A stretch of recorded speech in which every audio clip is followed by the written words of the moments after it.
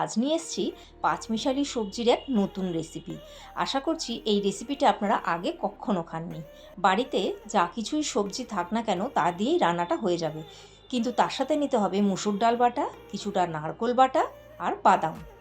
তো প্রথমেই তেল গরম হয়ে গেলে বাদাম দিয়ে বাদামগুলোকে একেবারে লাল লাল করে ভেজে তুলে নিতে হবে। এবার ওই তেলের মধ্যেই তেজপাতা, শুকনো লঙ্কা, পাঁচফোড়ন আর কিছুটা থেতো করে রাখা রসুন দিয়ে মন মতন যে সবজিগুলো নেবেন সেগুলো দিয়ে দিতে হবে।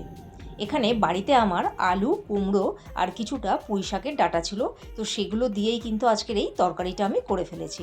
তো প্রথমেই আলু আর কুমড়োটা দিয়ে ভালো করে ভেজে নিতে হবে। তো এই প্রক্রিয়াতে কি করতে হবে, গ্যাসটা কমিয়ে ঢাকা দিয়ে রাখতে হবে বেশ কিছুক্ষণ। এরপরে ওর মধ্যে দিয়ে দিয়েছি এখানে কেটে রাখা পুঁই শাকের ডাঁটা। তার মধ্যে অল্প একটু নুন দিয়ে আবারও নেড়েচেড়ে কিছুক্ষণের জন্য ঢাকা দিয়ে রেখে দিতে হবে। এইবার ঢাকা খুলে যখন দেখবেন সবজিগুলো নরম হয়ে এসেছে, তখন ওখানে দিয়ে দিতে হবে আদা বাটা, কাঁচা লঙ্কা বাটা, দিতে হবে মুসুর ডাল যে বেটে রেখেছি সেটা, তার সঙ্গে হলুদ, কিছুটা কাশ্মীরি লঙ্কার গুঁড়ো দিয়ে খুব ভালো করে কিন্তু নাড়াচাড়া করতে হবে। ডালের কাঁচা ভাবটা চলে গেলে এরপরে ওর মধ্যে দিতে হবে নারকোল বাটা, স্বাদ মতো নুন আর চিনি তো অবশ্যই।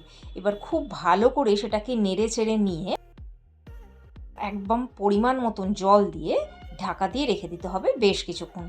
যখনই দেখবেন সবজি সেদ্ধ হয়ে এসেছে তখনই কিন্তু রান্নাটা একবারে রেডি। ওপর থেকে আরও কিছুটা নারকোল বাটা আর ভেজে রাখা বাদাম দিয়ে একেবারে নেড়েচেড়ে নিলেই কিন্তু আজকের এই তরকারি একদম রেডি। তো চলুন এবার চটপট ভাত দিয়ে এই তরকারিটা খেয়ে একে বলুন কেমন হয়েছে। তো আজ এই পর্যন্তই, আবার পরে দেখা হবে। নমস্কার।